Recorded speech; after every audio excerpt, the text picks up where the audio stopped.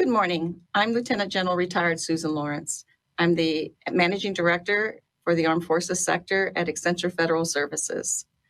I had my first part of my career, I was serving in uniform with the United States Army, and I culminated as the Army CIO G6.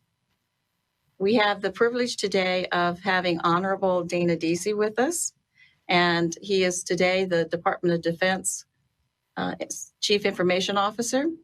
And he's been doing this kind of business his entire career, and that is solving large, complex IT strategies and solutions. He's done that not only at BP, but at JP Morgan and General Motors North America as well. He joined the Department of Defense 2 years ago, a little over 2 years ago, I believe, and has developed and published the digital modernization strategy for the department. And we'll talk a little bit about that today. So with that, sir, welcome. Well, thank you, Lieutenant General. Thank you for doing this, and thank you for your service. Thank you. So with that, I am going to just jump right in. Sure. So March of this year, the department flipped a switch and sent everybody home to work remotely unless they were absolutely required to be on site for security reasons or essential personnel. That must have been a tough challenge to connect our workforce on such short notice. What were your challenges? Yeah, it's the old expression, you don't know when you don't know when you first start these things. We had a really set of great guiding principles that Secretary Esper put out, which helped us channel what it was we thought we needed to do. For him, it was all about protect our forces, protect the people that work for the Department of Defense, ensure we could do our missions, and help the all-of-government COVID effort. So we quickly realized that there was probably going to be three fundamental areas that we were going to become very smart on very quickly and get going on. One was just going to be, what was it going to take if you were suddenly going to go from 80, 90,000 people working at home to now over 1 million people working from home? How are we going to make that happen? So we knew there was an equipment element, just getting equipment out to people that are going to now work from home. Two, as you can imagine, there's a huge network element to this, different types of capacity, VPNs you were going to need, et cetera.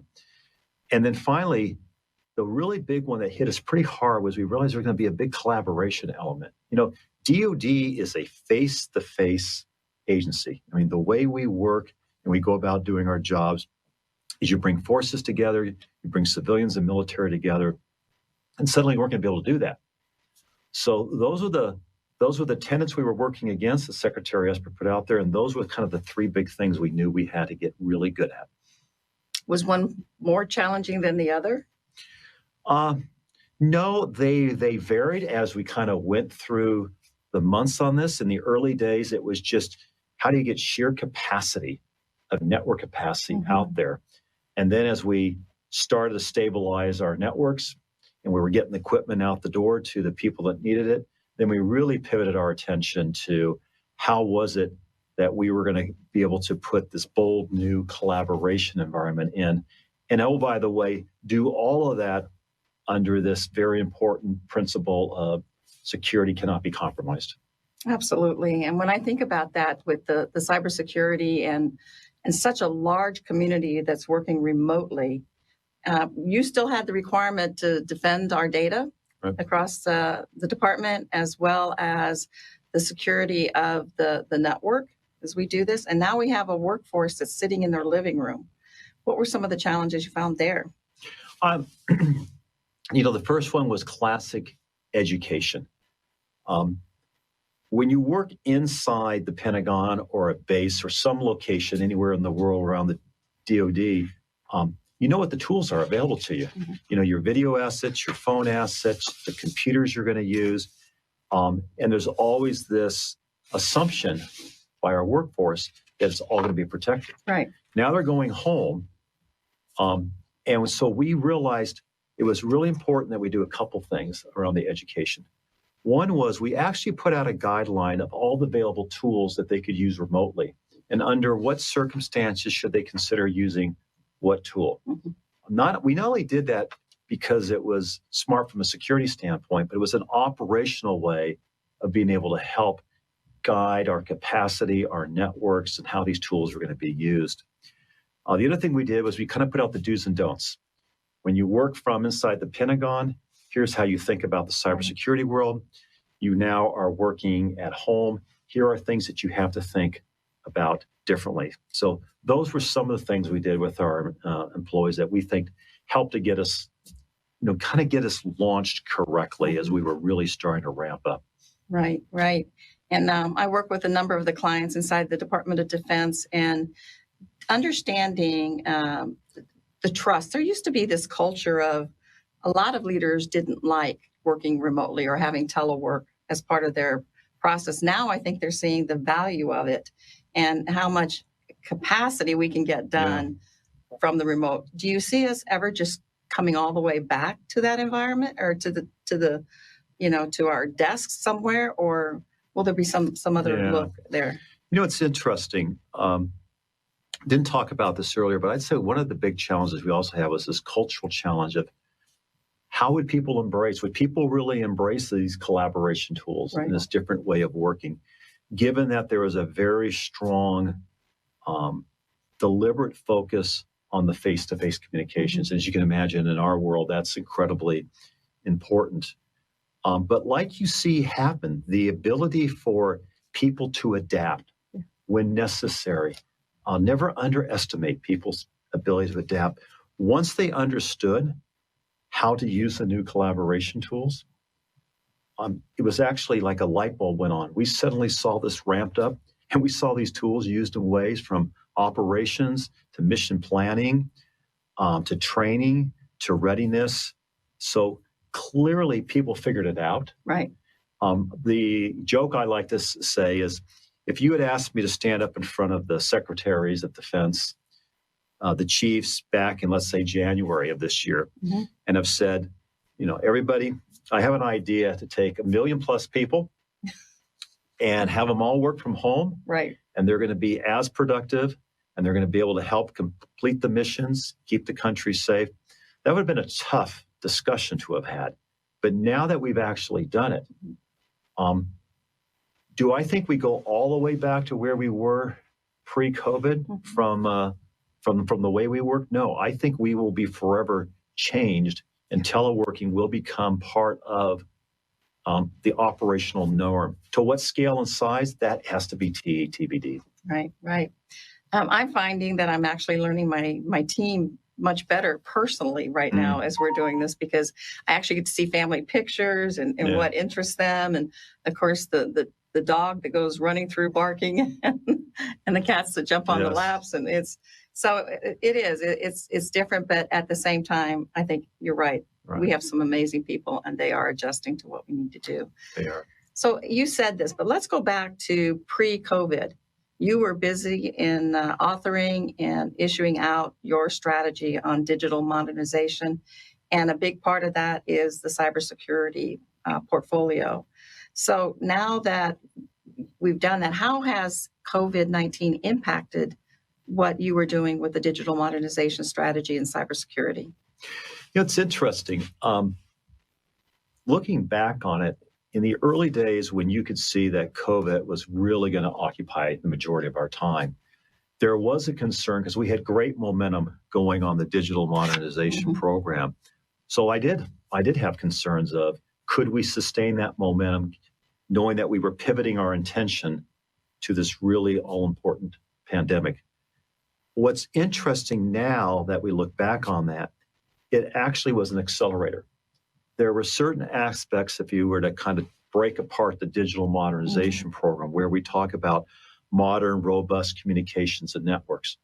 Well, we dramatically improved our networks. Just take, for example, just in the VPN area, pre-COVID, we were running at about 44,500 connections, and we were running almost 500,000 connections. So we had to expand our networks. We had to make them more resilient. We had to grow them. So that's one example. Another part of the digital modernization talks about cloud. And one of the things it talks about is the use of commercial clouds, how you can scale rapidly, how you have to change your tactics and techniques of how you secure them. Well, now we suddenly found ourselves thrusted into this need to use very large-scale commercial cloud capability. And so between NSA and U.S. Cyber Command, DISA, the DoD CIO office, we were rapidly learning how to adjust and to accelerate those tactics and techniques we were going to have to use. And probably the last example I would give would be we created a Joint Artificial Intelligence Center. And we always said, as it ramps up, one of its missions has got to be work on the very large-scale problems that impact the whole Department of Defense, and how fast can we actually work them? Right. Well, when COVID hit, we pivoted that team to work on a project called Project Salus, which is with the National Guard in Northern Command. And it was all about predictive analytics and being able to look at supply chain issues with food supply, hospital supply, whatever. And they were able to roll out a number of weeks, a version kind of 1.0.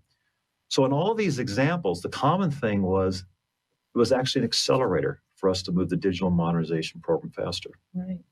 I do want to commend the department on how quickly you did that. I have a contract with a client, and we had to VPN in all of a sudden. And when you're doing agile and scrum teams and that whole process, and it goes along, and then we would just get cut off because of capacity. So the team had to come in wee hours in the morning and that did not last very long. We were very impressed at how fast you were able to get that expanded. Any other futures for the JIAC? That's a great example. What are some of the other priorities that you have for them?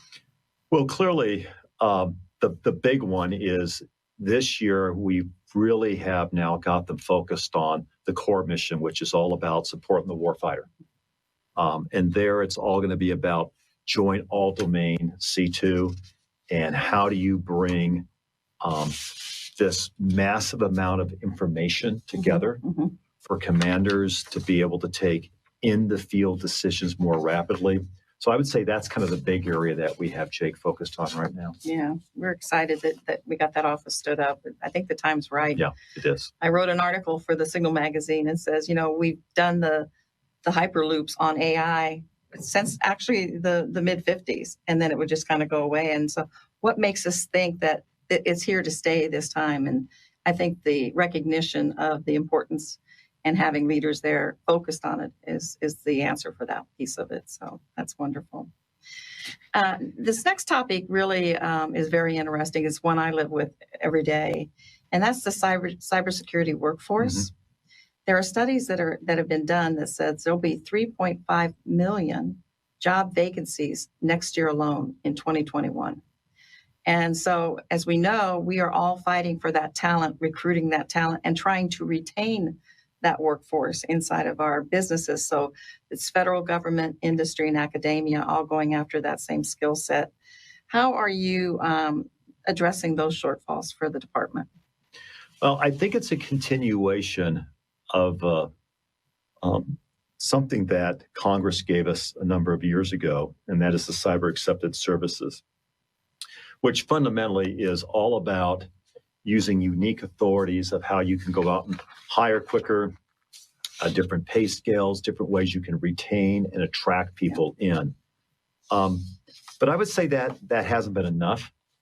I think what Congress did recently in asking us to kind of go do a zero-base approach of studying, do you have the right types of people in the right areas, focus on the right things, and do those skill sets match?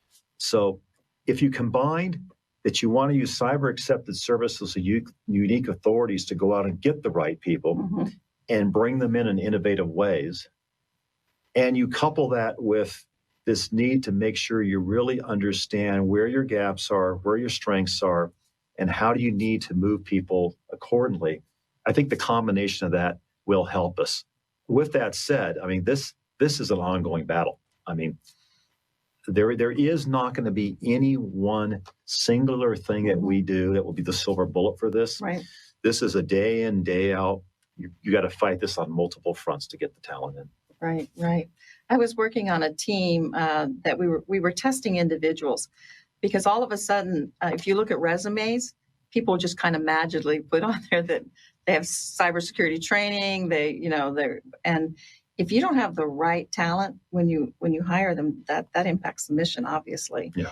And a cyber person has got to be able to work in this nebulous environment that doesn't have rules and regulations or a manual that you can go to figure out how to do that. So how do you know that we're getting the right talents in there? There's not only the talents you obviously are trying to bring in from the commercial world, or you're trying to attract from maybe other agencies, but I think there's this foundational thing is just how do you upskill the awareness across the whole of the DoD? I think the work that National Defense University has been doing, for example, where we tap people who have certain qualifications and characteristics and aptitude, and then we're sending them over to programs like what NDU is doing, is a really prime example of what I said earlier when I said we've got to attack this problem from multiple fronts. And part of it is just fundamentally raising the overall education across the whole of the DoD. And I think at a younger age, as we look at the whole STEM challenge. Yes. And the different programs. And I'm excited to see many of the programs that are now in the schools at younger ages to get people excited to go into the science and the technologies. And we'll just need to make sure that cyber curriculum is in there as well. Yep. And one of our best recruiting tools will always be, it's a pretty cool job as well to come in, and whether you're working on the intel side of the job, the offensive side of the job, or the defensive side of the job, it's a place where you can really feel the difference in terms of what you're doing every day. Right. And to serve in the armed forces is an honor, and being able to say that you can do that it's an honor just working with the armed forces. Yeah, it's a great mission. So as I think about this, and I've talked about it in the past, is I truly believe that it's going to take a joint team between the government, industry, and academia as we take on the challenges of these cybersecurity capabilities and needs that are facing us, such as the defense industrial base cybersecurity.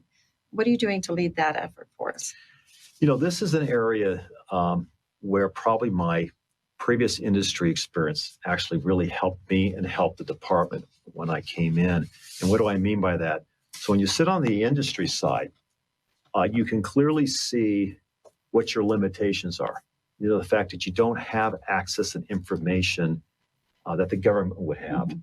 And so this idea of how do we better connect our defense industrial base in and give them the information that they can become more self-sufficient in protecting their own environments. You just take, for example, the community we just 2 years ago was about 190 companies that we were working with in the defense sector. And today it's over 500. I mean, what they get from it is more real-time, actionable intel to be able to protect their assets, their IP, et cetera. What we get from it is this constant flow of tactics and techniques that adversaries are using that then we can hone our tools and our skills to help protect them and thus protect ourselves better. Yeah, that's so I look at all our installation, our bases, and where the threat can be. It's more than just the IT and environment; it's the physical as well. And I think there's still a lot of work to be done there as we move forward on that. So, these are such important topics, and we think about the cybersecurity and the digital modernization effort that you've got started, and obviously we want to keep the momentum going there. What do you think about the most? What's that one topic that's kind of the nagging, we need to get this done? Well, obviously everything from cloud to AI to data to C3 and cyber all matter.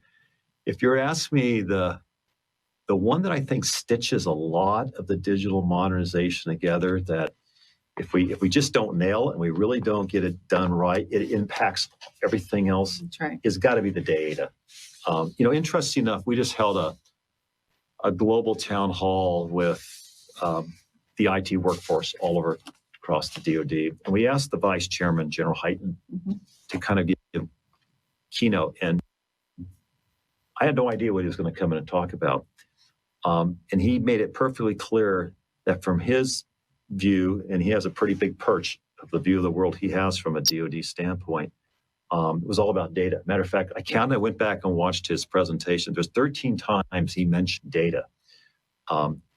And it was everything from not only is it about, how do you collect it, process it, store it, make it available, but there's this whole thing that says, and this is where cloud comes in, how you're going to store it and get it out to the tactical. Sounds simple. It's a hard problem to solve for. Right. How you're going to get data in from multiple services in a new mindset called this JADC2, Joint All-Domain Command and Control, where the fight's going to be very different. Historically, each service could gather up their data, send it up their command to focus on. But in this new world with the near series we have today, the services are going to have to come together, which means the data is going to have to come together in a very different way. Early days of how we're going to do that, but clearly one of the primary reasons why I thought creating a chief data officer position inside the DoD was so important. You can just see this coming. Right. You can see that the department is really pivoting to this idea of JADC2, and that data is going to be the thing when we do the exercises, the experiments, and things maybe don't go right. I can guarantee you what they're going to write down on a whiteboard at the end of that is data. Did we have the right data today? Why couldn't we connect those data across our weapon systems, our various assets? So that's the one we're spending a lot of time talking on. And it, as you can imagine, it impacts the cyber agenda, the AI agenda, the cloud agenda, and the whole C3 agenda. Yeah, I was meeting with the Undersecretary of the Army, and we were discussing innovation, transformation. What should I be listening to? Where are we going on this in the future? And at the end, I said, sir, what's the most complex problems facing you today? And in a nanosecond, he said data. He reminds me of that all the time. Exactly. Well, you have had action-packed 2 years. You've are working on your digital modernization strategy for the department as we're moving out on that, the cybersecurity challenges. You stood up the JIAC, and now your response to COVID-19. What are you the most proud of and of your team, and where do you think the biggest difference has been made? The thing that has probably helped us move this agenda so rapidly, it really comes down to the partnerships that have been created.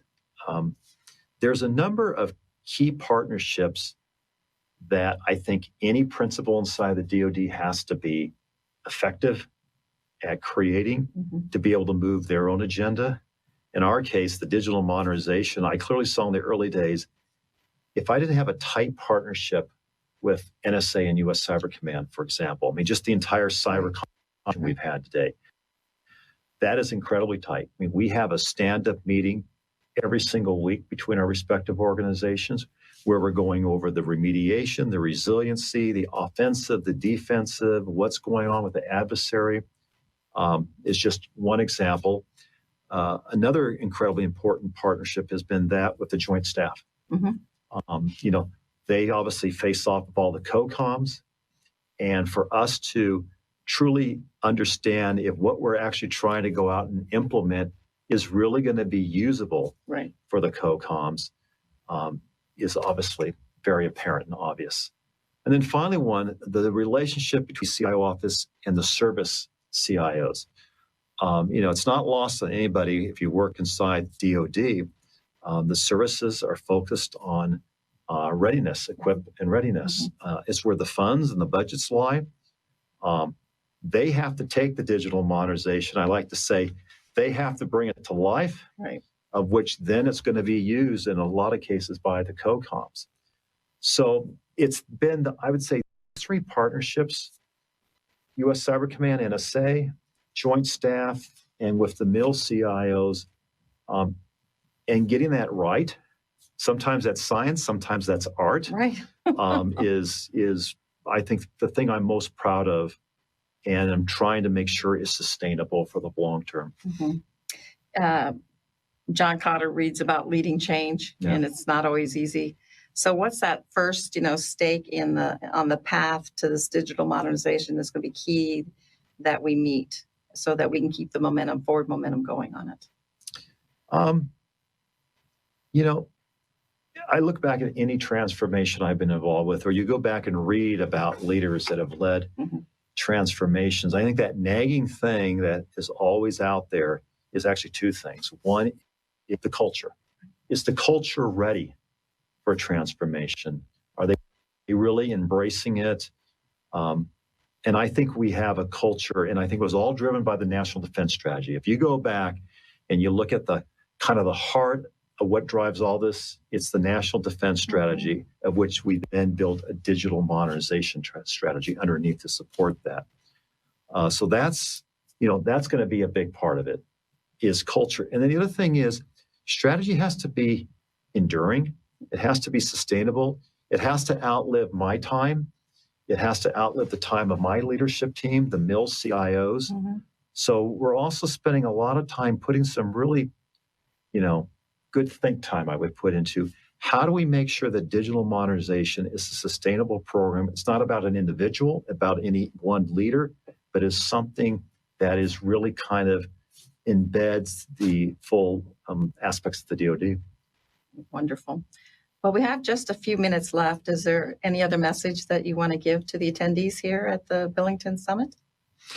Other than I know we've all been living in this world of COVID. People have used the terms as to disruptive, to game changing, to everlasting. I always say, whenever you're faced with a crisis, amazing people show up. I just want to acknowledge that the whole of DoD, what they have done in all aspects of this has been amazing. And just in my own backyard with the IT community, I think sometimes we get a bad rap that we don't work with enough speed or flexibility or ingenuity. But I got to tell you, the organization I couldn't be more proud of in the way that they've stepped up and delivered what they've done across COVID. Right, exactly. Well, first, I want to thank Billington Summit for setting up this virtual fireside chat. We're all in unusual times, and not having that audience there to excite you, but I know that we'll have lots of participation. This is a great venue to talk about cybersecurity, and a great topic this year, cybersecurity pathways beyond the pandemic. And sir, we want to personally thank you for taking time out of your extremely busy schedule. And it just gets busier and busier and more challenging, it seems, as you go forward. But we appreciate your leadership. We appreciate your putting down the digital modernization strategy, the map that says this is the way we're going to go. That makes a difference for everybody, both, again, in government and in academia. And thank you for your transparency and sharing your message during these unusual times. No, you're most welcome.